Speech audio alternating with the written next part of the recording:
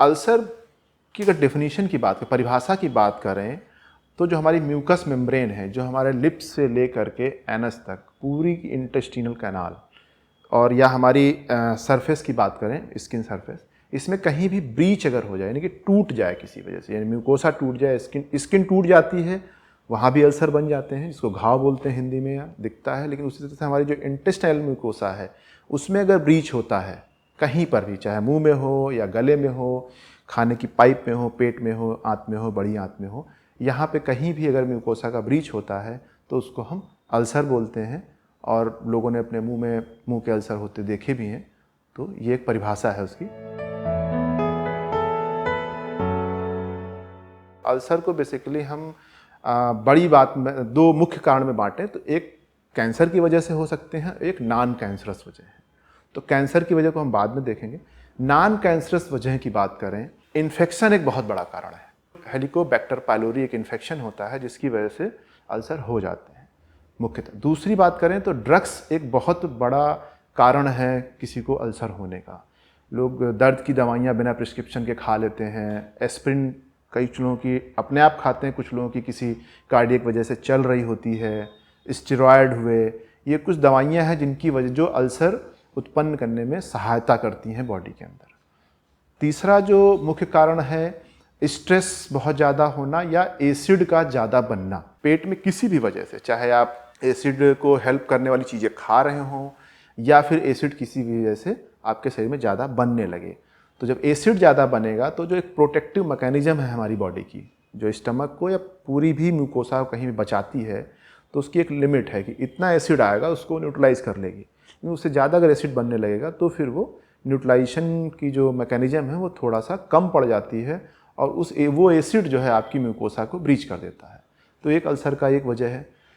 अब लास्ट वजह की बात करें, पांचवी वजह की बात करेंगे, तो जो हमारी प्रोटेक्टिव मैकेनिज्म है जिसे मैं बता रहा हूँ हर म्यूकोसा की है, वो किसी भी वजह से कम हो जाए।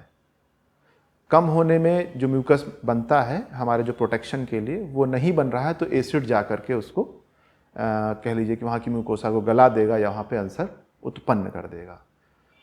जो ये चार मुख्य कारण हो गए जो कि नॉन मैलिग्नेंट हैं। इसके अलावा मैलिग्नेंसी एक अपने आप में बहुत बड़ा कारण है। पूरी भी जीआई कैनाल, गैस्ट्रोइंटेस्टाइनल कैनाल में, starting from your mouth to anus, कहीं भी मैलिग्नेंसी की वजह से अल्सर हो सकते हैं। तो ये मुख्यतः 5 कारण हैं जो अल्सर होते हैं शरीर में, जिसकी वजह से। अल्सर होने पे अगर लक्षण की बात करें तो जिस जगह का अल्सर है वहाँ के लक्षण उत्पन्न होते हैं। जैसे कि मुंह में अगर है अल्सर किसी को तो दिख जाता है, पेन होगा, अल्सर दिखने लगेगा, ब्लीडिंग हो सकता है। लेकिन अगर जीआई सिस्टम की हम बात करें तो पेट में फूलना, गैस का ज़्यादा बनना, है ना, पेट में दर्द होना, दर्द भी एक बहुत इंपॉर्टेंट लक्षण है जो अल्सर की तरफ ले जाता है।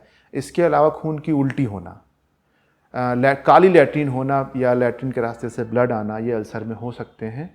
इसके अलावा बार बार एनीमिया होना, किसी का खून अगर बार बार कम हो रहा है तो भी अल्सर एक पॉसिबिलिटी होती है कि उसे अल्सर हो सकता है। ये बेसिकली मुख्यतः लक्षण होते हैं अल्सर होने के। वजन कम करना एक मुख्यतः कारण होता है कि वजन भी कम हो सकता है अल्सर की वजह से। अल्सर के परीक्षण की अगर बात करें तो मुंह का अल्सर तो यूजुअली डॉक्टर्स अपने लेंस से या डायरेक्टली टॉर्च से देख के एग्जामिन कर लेते हैं।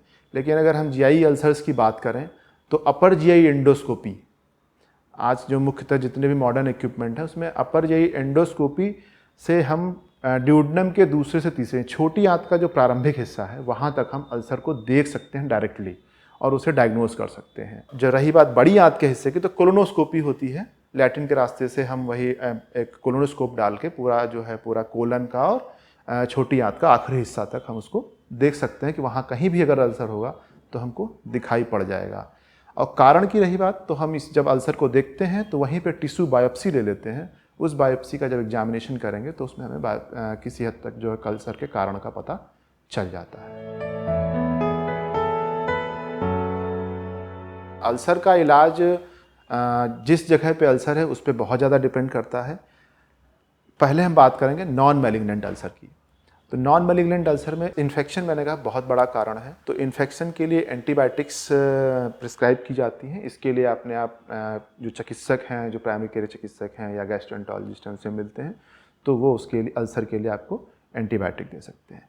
अगर कॉमन ट्रीटमेंट की बात करें नॉन इन्फेक्शनल अल्सर में, तो इसके लिए एसिड को कम करने की दवाइयाँ और एसिड को न्यूट्रलाइज करने की दवाइयाँ, दो तरह की दवाइयाँ होती हैं। तो हम पहले एसिड न्यूट्रलाइजेशन की बात करेंगे।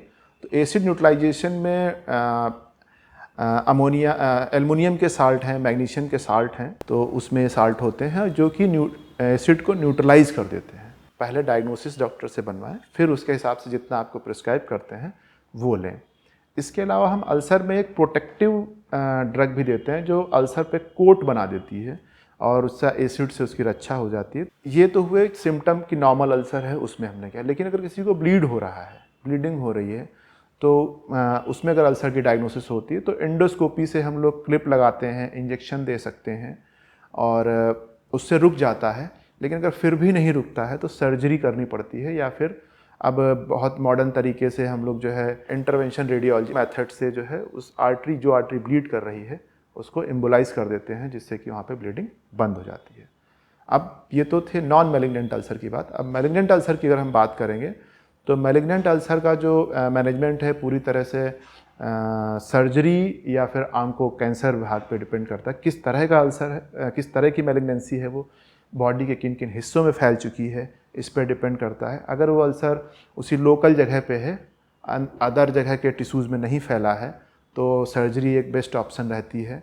और लेकिन अगर वो दूसरे अंगों में फैल गया है, लीवर में या दूसरे नियर बाय ऑर्गन्स में फैल गया है, तो रेडियोथेरेपी और कीमोथेरेपी एक ऑप्शन में रहता है। तो इस तरह जो अल्सर का जो मेन कह लीजिए कि ट्रीटमेंट है, वो जितनी जल्दी हम अल्सर को पहचान लें इस पर डिपेंड करता है। इतना वो आसान रहता है ट्रीटमेंट के लिए।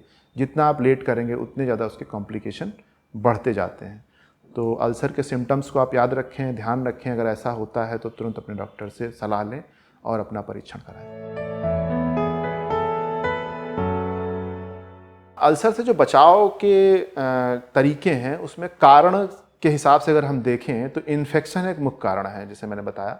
तो इन्फेक्शन से आप बचने के लिए कि बाहर का आप खाना ना खाएं, साफ़ सुथरा खाना खाएं, ये कर सकते हैं। और दूसरा जो कारण मैंने बताया था कि दवाइयों से अल्सर बहुत होता है।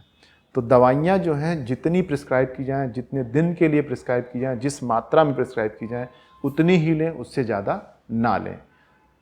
तीसरा एक मुख्य कारण हो जाता है स्ट्रेस, मैंने बताया, और लाइफस्टाइल का जो तरीका है, जो एसिड को बढ़ाने की चीज़ें हैं या एसिड प्रोटेक्शन की चीज़ों को कम कर देती हैं, उनसे बचने के लिए हम लोगों को सबसे पहले तो टाइमली खाना खाना चाहिए।